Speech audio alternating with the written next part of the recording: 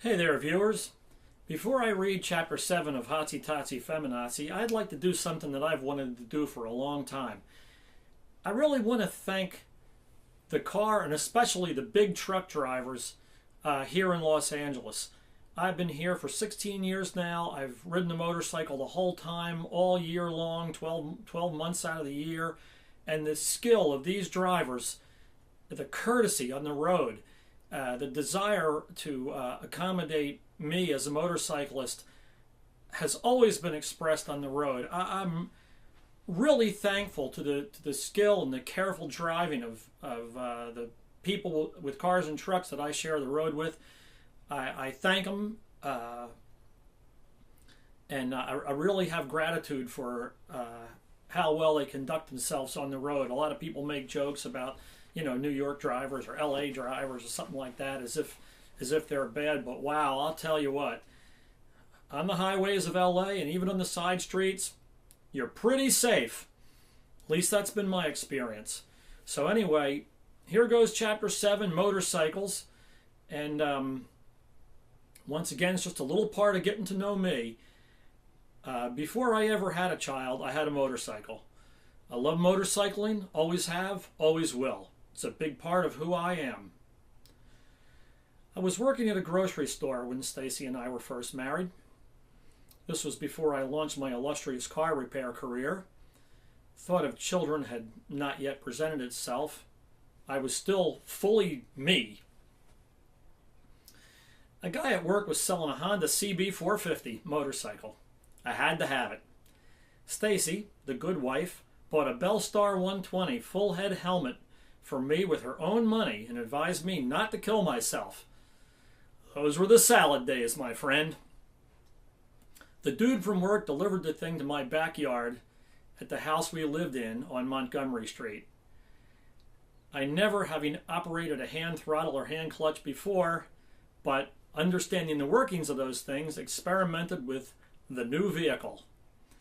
In no time at all, I was zipping around town.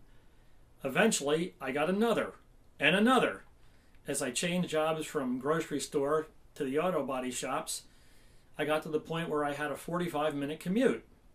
The gas savings with the motorcycle was substantial, and the trip to work was an adventure in itself. One morning, I left the house at 5 o'clock in the morning and went on a ride around Lake Apatcong before work. I actually wanted to move to the country and looked at houses out there, but Stacie wanted to stay in town, so I deferred to her wishes. Eventually, a wonderful windfall came my way. A man who I had become friends with offered to piece together a 1200 Harley for me. He owed me some money and had the makings of a complete motorcycle around his shop. He wanted to build the bike and give it to me and call the debt even. I jumped at the chance. The bike was ready on Thanksgiving Day. Early in the morning, I had a friend drive me to his shop, which was over an hour away, to drive my Harley home. I had painted the bike myself in a radical blue metal flake with white buddy seat, white fairing, and white saddlebags. The classic bike looked great, and I was as proud as I could be. When I left the bike shop, the temperature was 39 degrees. We had no garage, so I parked the bike in the backyard. The first time it snowed, I went out back, brushed the snow off the seat, and fired that mother up. My kids watched from a distance as I roared out, falling down around every 20 feet.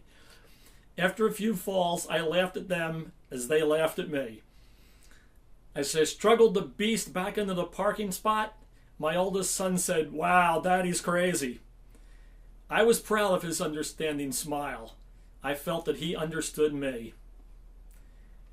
The motorcycle really was just a put together, but I lovingly cared for it, and it was good as a bike of that era could be.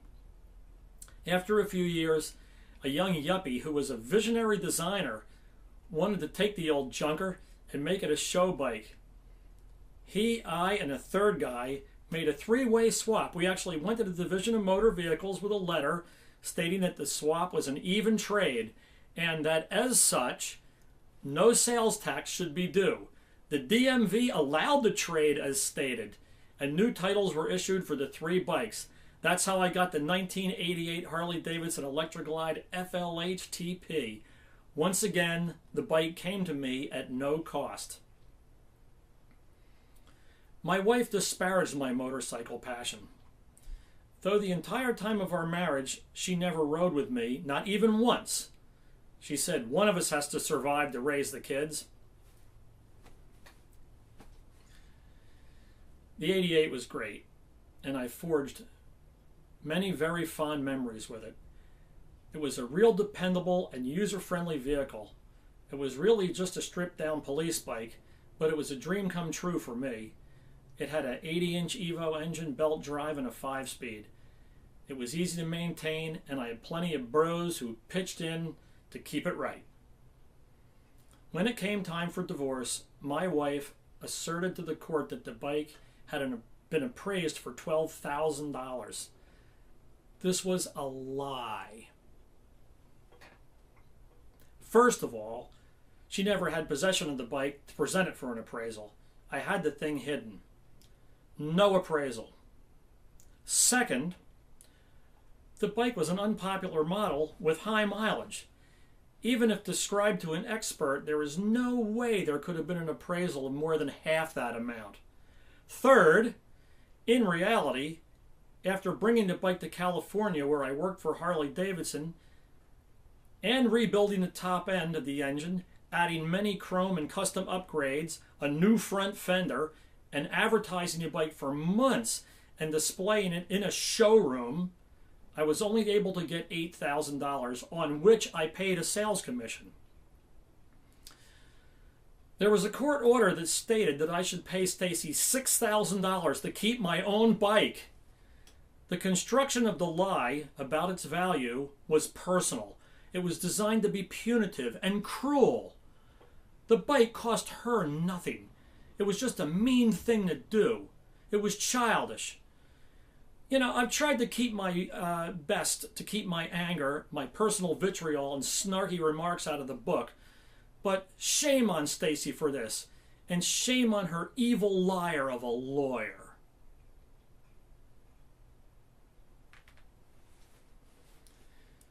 Well, that's it about the motorcycle.